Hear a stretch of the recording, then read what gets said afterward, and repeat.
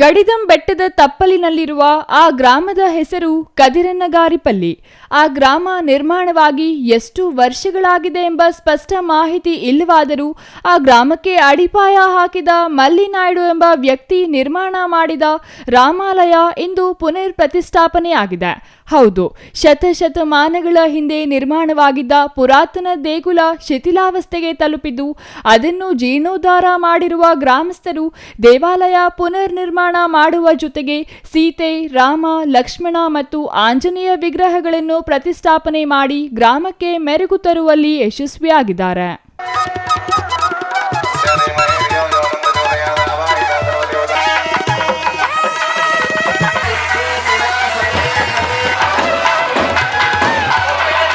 ಬಾಗೇಪಲ್ಲಿ ತಾಲೂಕು ಕೇಂದ್ರ ಸಮೀಪವೇ ಇರುವ ದೇವರಗುಡಿಪಲ್ಲಿ ಗ್ರಾಮ ಪಂಚಾಯಿತಿ ವ್ಯಾಪ್ತಿಯ ಕದಿರನ್ನಗಾರಿಪಲ್ಲಿಯ ಶ್ರೀ ಕೋದಂಡರಾಮಸ್ವಾಮಿ ದೇವಾಲಯ ಜೀರ್ಣೋದ್ಧಾರ ಹಾಗೂ ಪ್ರಾಣ ಪ್ರತಿಷ್ಠಾಪನಾ ಕಾರ್ಯಕ್ರಮ ವೈಭವದಿಂದ ನೆರವೇರಿತು.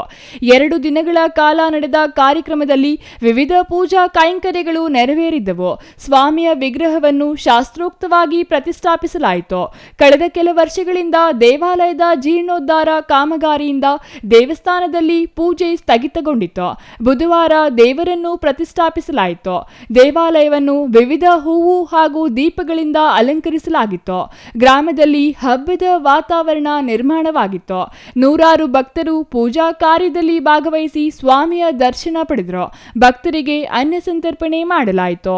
ಶ್ರೀರಾಮ ಫೌಂಡೇಶನ್ ಟ್ರಸ್ಟ್ ಮೂಲಕ ದೇವಾಲಯ ಜೀರ್ಣೋದ್ಧಾರ ಮಾಡಲಾಗಿದ್ದು ಎಲ್ ಜಯರಾಮ್ ಕುಟುಂಬದವರು ವಿಶೇಷ ಆಸಕ್ತಿ ವಹಿಸಿ ದೇವಾಲಯದ ಅಭಿವೃದ್ಧಿಗೆ ಶ್ರಮಿಸಿದ್ದಾರೆ.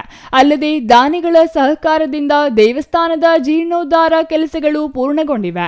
ದೇವಾಲಯದ ಸುತ್ತಮುತ್ತಲಿನ ಸುಮಾರು 3600 ಚದರ ಅಡಿ ವಿಸ್ತೀರ್ಣದಲ್ಲಿ ನಿವೇಶನಗಳನ್ನು ಖರೀದಿಸಿ ಆ ಜಾಗದಲ್ಲಿ ವಿಶಾಲವಾದ ನೂತನ ಗರ್ಭಗುಡಿ ಸಮೇತ ದೇವಾಲಯ ಕಟ್ಟಡ ನಿರ್ಮಾಣ ಮಾಡಲಾಗಿದೆ.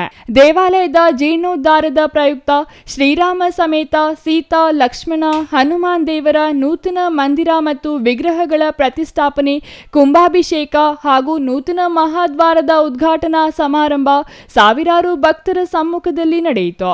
ಗ್ರಾಮದ ಪ್ರವೇಶ ದ್ವಾರದಲ್ಲಿ ನಿರ್ಮಾಣವಾಗಿರುವ ಬೃಹತ್ ಮಹಾದ್ವಾರವನ್ನು ವಿ ಜಯರಾಮ್ ನಿರ್ಮಾಣ ಮಾಡಿದ್ದು ಮಹಾದ್ವಾರ ಮತ್ತು ರಾಮಮಂದಿರ ನಿರ್ಮಾಣದಿಂದ ಗ್ರಾಮದ ಮೆರುಗು ಮತ್ತಷ್ಟು ಹೆಚ್ಚಳವಾಗಿದೆ. శ్రీరాముని పట్టాభిషేకం అయ్యేదానికి రామనామాన్ని విరోధ స్థానంలో రావణాసురుడి దగ్గర ఉండుకొని అక్కడ రామ రామ రామ అని రామనామాన్ని జపం చేసేవాడు.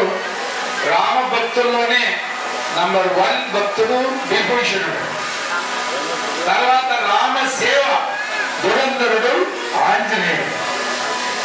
రామ పట్టాభిషేకం అయినప్పుడు ఇప్పుడు అన్ని విగ్రహాల్లో అన్ని దీంట్లో చూస్తాము. రాముని పట్టాభిషేకంలో రామ, లక్ష్మణ, సీత ఉంటే ఆంజనేయుడు అయినా మనం ఇస్తేనే ఆయన ఇచ్చేది. ఈ 48 దినాలు ఒక్కొక్కరు ఒప్పుకొని అకస్మాత్ ఎవరికైనా శక్తి లేదంటే రెండింటిలో సరి ఒకనాడు కూర్చోండి. ఇట్లా చేస్తే 48 దినాలు అయినాక ఈ దేవుడికి దేవస్థానానికి పవర్ వచ్చేసి ఇక్కడ నిలబడుకొని ఎవరైనా ఎక్కడైనా పోయి స్వామిని అడుక్కుంటే స్వామి మీ జొత్తలో వస్తాడు. స్వామి నమ్మితే మీ జొత్తలో ఎప్పుడు ఉండే ఉంటాడు. నేను సత్య సాయిబాబా భక్తుని. ఆ సాయిబాబా చెప్పేవాడు ఆయన ఇంగ్లీష్లో ఎప్పుడూ చెప్తా ఉంటాయి. నన్ను ప్రే చేస్తే ఆయన ఏం చెప్తారంటే అలా నేను తెలిపాను అదొక పెద్ద అందరినీ మన దేవస్థానానికి అడిగినారో నాకు తెలియదు.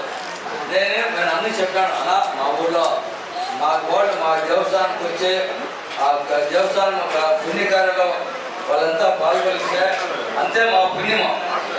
నేను మీరు అన్నట్లు నాదేమీ ఎప్పట్లేదనా. మా వైపు ఎన్నోసార్లు బస్సుల్లో వచ్చి బాధపడి మాకు చాలా కష్టమైన అంటే నేనేం కష్టంలో లేను. దేవుడు 500 కోట్లు ఆస్తుంది. నాకు నెలకి 1 కోటి రూపాయలు బాడీ లేకుండా అయిపోయా. కరోనా వచ్చి బిల్డింగ్లంతా ఖాళీ అయిపోయా. 40-50 కేసులు పడా. అన్నీ నేను బాధలో చెప్పి అన్నీ చెప్తే నువ్వా ఏమీ బాగా చెప్పద్దు. నువ్వు అందరి దగ్గర అడుక్కుంటే దేవస్థానం వేయలేదు. నువ్వు దేవునిగా బాకీ చేసే వడ్డీకి తెచ్చే గట్టేయండి. నేను అదే పరిస్థితి కాదు. వస్తున్నాను బాడీ ఫిలప్ అయ్యా. ఆ వచ్చే బాడికి మా వైఫ్ వచ్చేందుకు మా ఆడవాళ్ళకి వచ్చేందుకు చేస్తే ఆయన వచ్చే బాడిలో నెల వచ్చే మా ఆయమ్మ తిరిగి మన కిడ్నీ జయరామ పట్టణం వచ్చేసేలా చాలా బాధపడినాడు.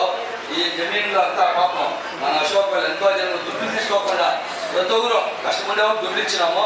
ఎంతో జనం దుడ్లు తీసుకోకుండా కూడా దుడ్లు ముఖ్యం కాదు, ఈ దేవస్థానంగా వాళ్ళు ఉండే జాగాలు వాళ్ళు మన దేవస్థానం ఇంత news bureau, CTV news, Bagepalli.